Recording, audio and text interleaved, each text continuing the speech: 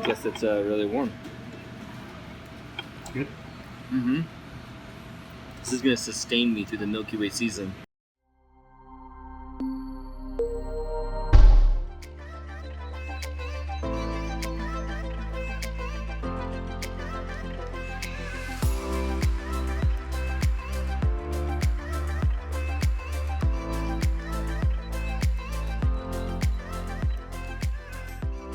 We made it out to the Devil's Garden area, and as soon as we come in here, the parking lot, you look to see, are there any other vehicles, anyone else out here?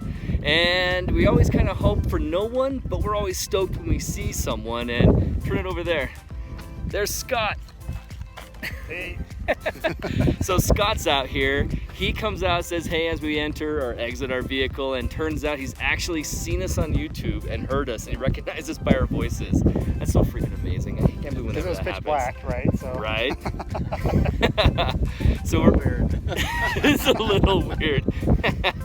So we're out here in this area. We're not alone. We got a buddy, Scott, who's out here already. And tonight for night eight.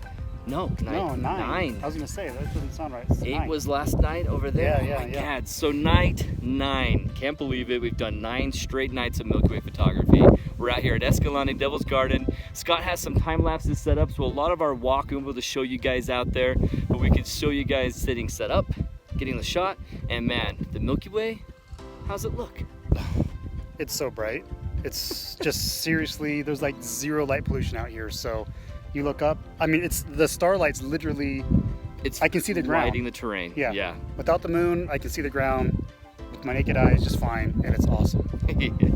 So we'll find a cool spot at a secondary arch that we've never been to and capture a shot from there, because our Milky Way is low in the sky, panorama worthy, but not something that we can capture our other favorite spots where we have a more vertical Milky Way towards the morning. Yeah. We're not staying until morning. We've got to get back, get to the beds, and then take up to Goblin Valley tomorrow morning. Yep.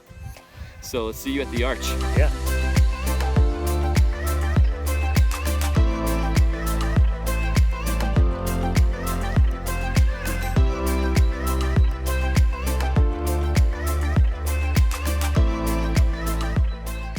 So Scott was leading us here to our spot that he set the lights, and we were pretty much going by his red headlamp and a little bit of light coming from my phone.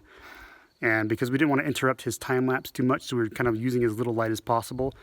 And there's one spot that we came up on that there was really kind of steep and sandy. So it's just a really slick, steep, maybe about a 2-foot drop maybe, with a bunch of sand on it. And so it looked like just a sand hill, but then if you move over just 1 foot to the right, it's just like a drop off. And so I turn around and Aaron's like rolling on his back, trying to save his equipment. And he looks kind of like an armadillo, all wrapped up there protecting his gear. So we'll talk about that more on the podcast for sure. But yeah, too bad there's no video of that, guys. Sorry, it's another miss on the video there.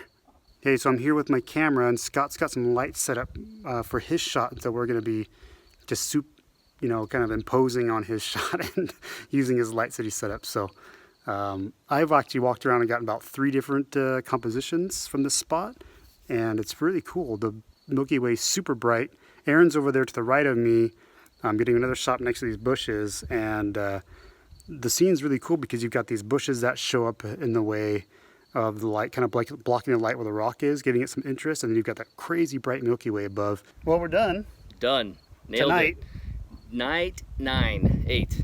9. 9. Night 9. So it was awesome meeting Scott here. He had lights set up already. It was just great for us. It's almost like someone had come and prepared the place for us. It was easy mode. We just came in and set up and took some pictures and thanks. And a year ago or 2 years ago into Goblin Valley, and we got there and there was someone else doing photography, or at least setting up. We're like, oh, what are you shooting tonight? He's like, well, it's not me, it's my boss. Yeah. And he was setting up lights in Goblin Valley, getting it all ready so the boss could come in like a big time celebrity, show up. Yeah, he's like, he's not coming for go. 2 hours. Like, he's 2 hours away.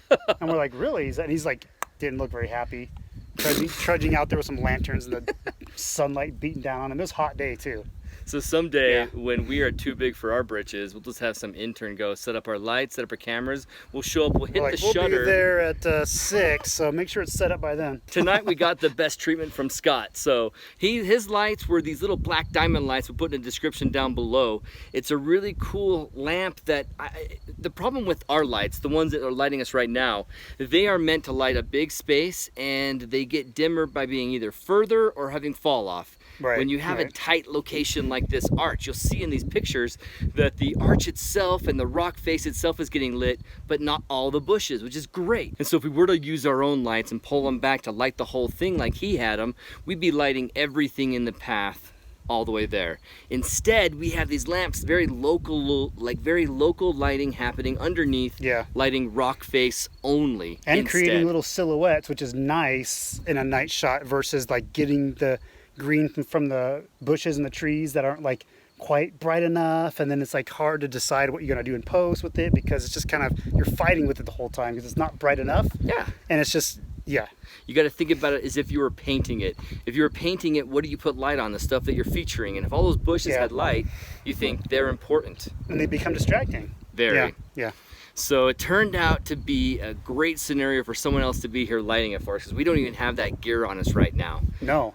And he brought us to a different spot we haven't been to before. Thanks guys for following the hashtag The Great Milky Way Chase. Thanks for following us every day. If you're enjoying these videos, please like and subscribe. Let us know what you're liking down below. See you guys. See ya.